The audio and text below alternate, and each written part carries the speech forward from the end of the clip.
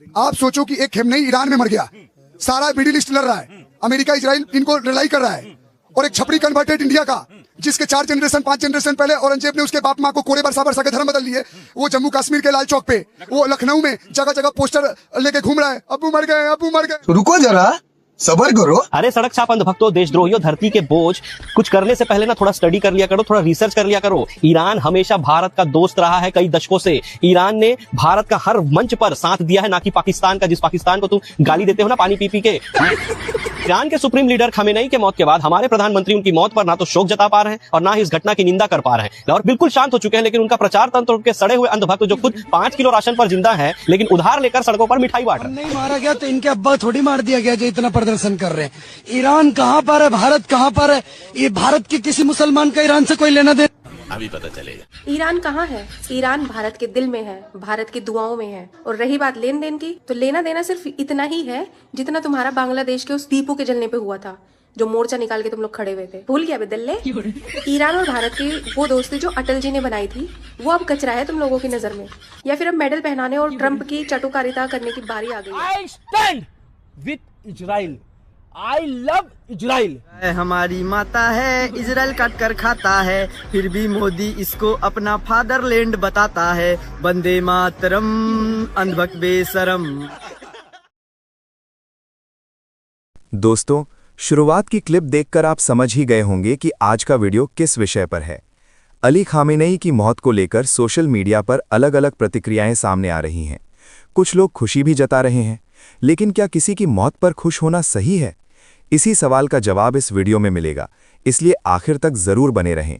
और अगर चैनल पर नए हैं तो सब्सक्राइब करना मत भूलिए। कोई road, school, hospital, infrastructure development, railway, airport से नहीं मतलब है। वो एक इंटेंशन से इस देश में चल रहे हैं कि 2047-50 तक इस देश को हम मुस्लिम राष्ट्र बनाएंगे। हिंदू एक पैदा कर रहा है, वो 20 पैदा कर रहे हैं। जली ना, तेरी भी जली ना। सुनो, मोबाइल में दिखा रहा है कि बाहर विदेशों में लोग खुशियां मना रहे हैं कि खेमनेई मर गया, आखिर रूढ़िवादिता, ये जो अत्याचार कर रहे हैं ये साले जो धर्म के नाम पे, मतलब वहां के लोग खुशियां मना रहे हैं, और ये छपरी कन्वर्टेड ये दुख मना रहे हैं।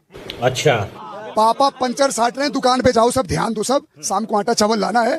खेमनेई जहाँ का है वहाँ के लोग खुशियां मना रहे हैं, यहाँ वाले लो रहे, कोई फर्क नहीं पड़ता। सरकार अपना जो स्टैंड ले रही है सही ले रही है। अब ठीक है, समझ गया। इससे पता लगाओ।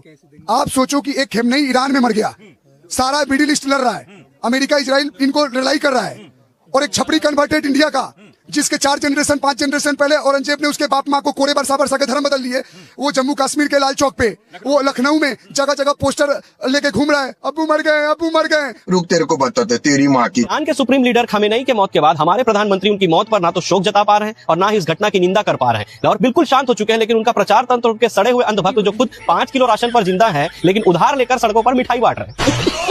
अरे सड़क छाप अंधभक्तों, देशद्रोहियों, धरती के बोझ, कुछ करने से पहले ना थोड़ा स्टडी कर लिया करो, थोड़ा रिसर्च कर लिया करो। ईरान हमेशा भारत का दोस्त रहा है कई दशकों से। ईरान ने भारत का हर मंच पर साथ दिया है, ना कि पाकिस्तान का, जिस पाकिस्तान को तुम गाली देते हो ना पानी पी पी के, उस पाकिस्तान के खिलाफ हमेशा ईरान रहा और भारत के साथ रहा। कश्मीर मामलों में भी ईरान ने हमेशा भारत को वोट किया है, ना कि पाकिस्तान को। एनर्जी सेक्टर में ईरान ने भारत को मजबूत किया। ये मोदी जी का जो ड्रीम प्रोजेक्ट, बड़ा प्रोजेक्ट बोलते हैं ना, चाबहार, वो ईरान के साथ अगर नहीं होता ना तो ये तुम्हारा ड्रीम प्रोजेक्ट भी नहीं बनता, इतराने से नहीं होता। और आज उस ईरान का जो हमेशा से भारत का मित्र रहा है, मोदी जी जब भी ईरान गए उनका दिल खोल के स्वागत किया। उस ईरान के जो सुप्रीम लीडर की मौत हो गई और उसे हमने ऐसे ही लावारिस छोड़ दिया, और सिर्फ लावारिस नहीं छोड़ा, सड़क पर उतरकर बेशर्मी से मिठाई बांटकर हमने पूरी दुनिया के सामने साबित कर दिया कि हम भारतीयों के सिर में भेजा नहीं, गोबर भरा। अरे अंधभक्तों, तुम्हारे खानदान का कोई आदमी तुम्हारे गांव से बाहर नहीं निकला होगा, लेकिन हमारे देश के हजारों लोग इजराइल में आज फंसे पड़े हैं, लाखों लोग खाड़ी के देश में फंसे पड़े हैं। अरे उनके लिए तो थोड़ी सिंपैथी रखो। अचानक 1-2 दिन युद्ध विराम हो जाएगा और वो वापिस आ जाएंगे, तब मत बोलना वो और रुकवा दिए पापा।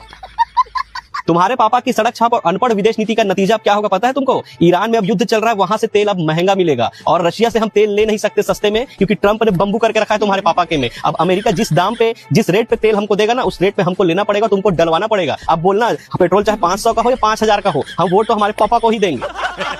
तुम चाहे आईटी सेल में जितना भी हल्ला मचा दो कि कैसा सुप्रीम लीडर है, पहले ही हमले में मर गया। अरे वो 86 साल का बुजुर्ग था, कोई सुरक्षित जगह जा सकता था, बंकर में छुप सकता था, अपनी जान बचा सकता था, लेकिन हंसते हंसते उसने शहादत दे दी। तुम्हारे फर्जी ग्लोबल ग्लोबल लीडर की तरह नहीं कि महिला एमपी अटैक कर लेगी, इसलिए संसद ही नहीं जाते, भाग जाते हैं देश छोड़ के, संसद नहीं जाते। अब बताओ कौन है असली मर्द, कौन है असली लीडर? आजाद भारत के इतिहास में इतना निर्बल, इतना कमजोर, इतना वन साइडेड प्रधानमंत्री जो अपनी बुद्धि का इस्तेमाल करता ही नहीं, आज तक हमें भारत में कभी नहीं मिला। ऐसा मैं नहीं बोल रहा हूं, आज देश के लोग बोलना शुरू कर चुके हैं, लेकिन मैं ये बोलना चाहता हूं कि मुझे ऐसा लगता है कि ये युद्ध चाहे अमेरिका में ट्रंप हो, चाहे इजराइल में नेतन्याहू हो या भारत में मोदी जी हो, इन सब के तार कहीं ना कहीं एप्स्टीन फाइल में बहुत गहरे जुड़े हैं और ये सभी अपने अपने देश में ध्यान भटकाने के लिए आज ईरान को टारगेट करके युद्ध की स्थिति बनाकर पूरा का पूरा खबर का नजरिया और लोगों का नजरिया बदलने के लिए। ये वीडियो देखने के बाद आपका नजरिया बदल जाएगा।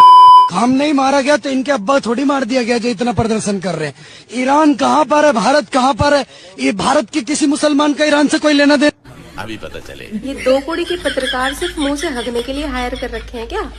ईरान कहाँ है? ईरान भारत के दिल में है, भारत की दुआओं में है। और रही बात लेन देन की, तो लेना देना सिर्फ इतना ही है जितना तुम्हारा बांग्लादेश के उस दीपू के जलने पे हुआ था, जो मोर्चा निकाल के तुम लोग खड़े हुए थे। भूल गया बेदल्ले?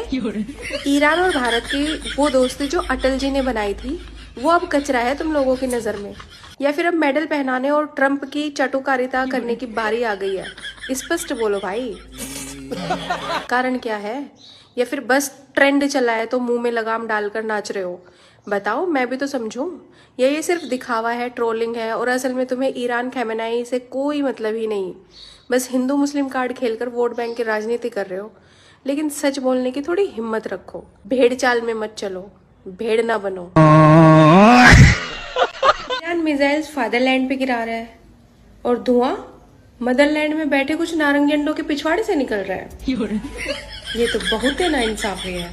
अब पीटो छाती अंडो। हम तो इजराइल के साथ है। I stand with Israel. मैं इतना बोलना चाहूंगा, I stand with Israel. I love Israel. रुको जरा।